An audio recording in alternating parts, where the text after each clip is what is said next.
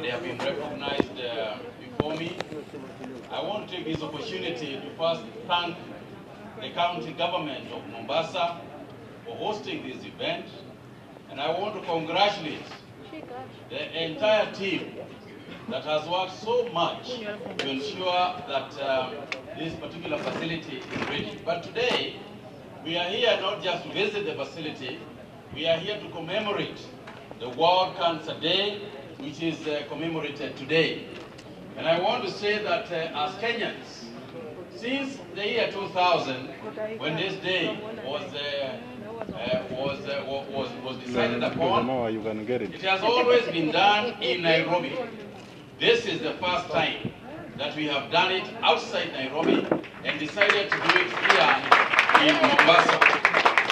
It is in keeping with the spirit that was launched by His Excellency the President, where he said these international and national days should be spread across the country to recognize that whereas Nairobi is our capital, Nairobi is not Kenya.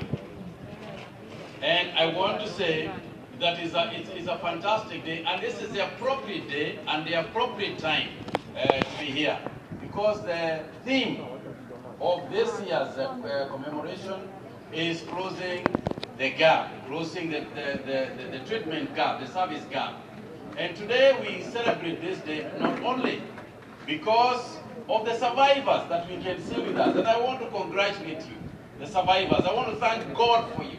I want to congratulate those doctors and nurses and radiotherapists and others who work in this world of cancer to ensure that our people are treated. I was so happy today to receive flowers from a survivor. And she was so excited, like me, that we are here together. Yet the story could easily have been so different. But we are thank God that this is the work that is being done in this country to save lives. Under the universal health coverage, one of the key facets of universal health coverage is the issue of access to health. There is cost of health, access to health, and also the standards of health. Today we witness firsthand access to health, because we have been told in a very endearing manner. We have been told how survivors were traveling all the way to Nairobi, all the way to India, like my brother's mother. Access to health was not there. Access for health, for treatment of cancer was not there. But today, here in Mombasa, we are glad to hear that access to cancer treatment is right here. It is one of the facets of universal health coverage. The cost of universal health coverage is what, again, we are witnessing here. We have seen people who have traveled to India. I'm sure, Governor Joho, you spent huge quantities of money when you were in that country. Not only were you not getting the kind of service that you'd want, you'd also spend a lot of money. But today, in terms of affordability, affordable health care, the story is being told over and over again that you can come here and with a NHIF membership, you are able to walk out of here without selling your cow, without selling your car, without impoverishing your family. This is the spirit of universal health coverage. This is why we are here. And so, my brothers and sisters, Excellency Joe, let's be happy. Kenyans are too quick to criticize ourselves. We are too quick never to see the good things that are being done, always seeing the bad things that are being done, and always concentrating on negative rather than focusing on the positive things that we can see. And today I think we can see it here. But it is not enough that the World Health Day is celebrated with an institution like this. More importantly, is the people who are going to be charged with the responsibility of ensuring that the equipment that is in here. And you were there, I think, members of the press were with me, when we saw the doctors there, excited, absolutely knowledgeable. I mean, when they talk to you, you just want them to keep talking. because they tell you such fantastic things of what we can do with the equipment we have. But it is not enough. It is the people themselves who will make that difference. I want to congratulate the Coast General Hospital for the training you have embarked on with the specialists that you are training. I'm told you have already got a cadre of oncologists that you are training. We at the Ministry of Health appreciate that we need to do more in terms of training. And that is why we have a virtual facility, the MOH virtual training facility, where this year we have trained about 6,000 people, 6,000 cadres of healthcare, particularly in the area of oncology, so that they are able to participate in this miracle of creating a circumstance where we save lives. And saving lives we must. Some 42,000 people are infected or get affected by cancer almost every year. Some 42,000 people, out of which about 27,000 people are lost.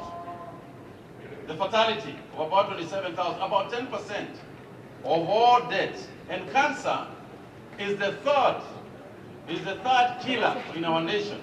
Third from infectious diseases, cardiovascular diseases, and then cancer. And this we must stop. We must ensure that we reduce or minimize the number of persons that we are losing to cancer.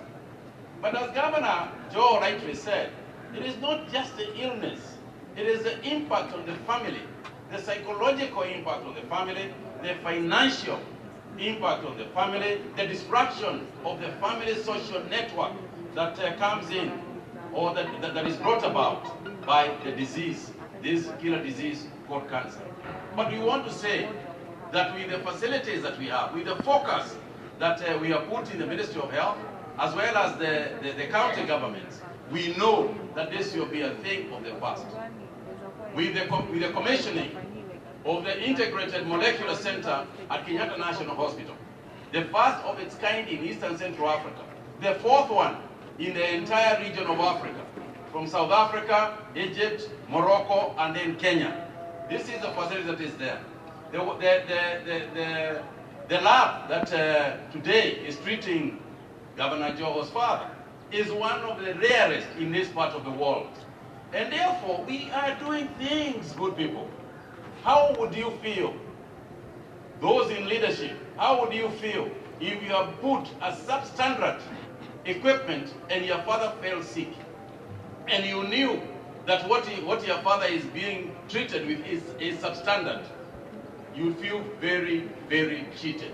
So it is enlightened self-interest.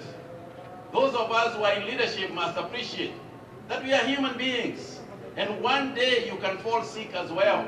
Why don't you prepare for yourself? And I'm glad, like my brother, that today I am quite confident personally of walking into this hospital and being treated and not bothering to travel anywhere else in the world. Why? Because the equipment is there. We national government has brought it. Why? Because the doctors are there and the county government is training more and more, and we will continue to cooperate in that area. Why? Because I'm confident that our doctors are as good as anywhere on earth. These people have trained in Europe, they have trained in other parts of the world.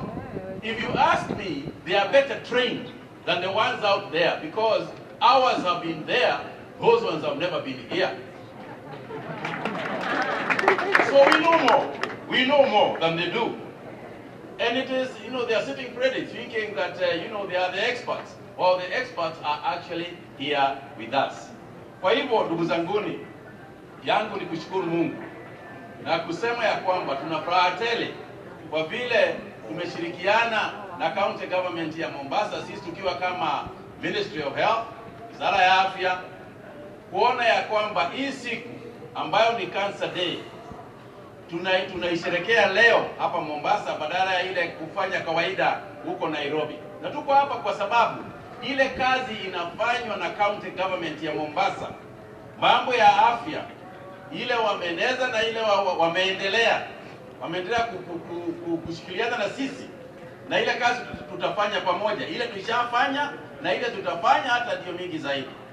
Na tunataka nikirudi Nairobi rais mwenyewe aje hapa aone hii ile mpango iko hapa, ndio yeye mwenyewe a commission hii building so that Kenyans can appreciate and focus here. Finally, ya mwisho kabisa niseme hivi, watu wa Kenya walikuwa naenda kutibiwa Ulaya, sana sana South Africa.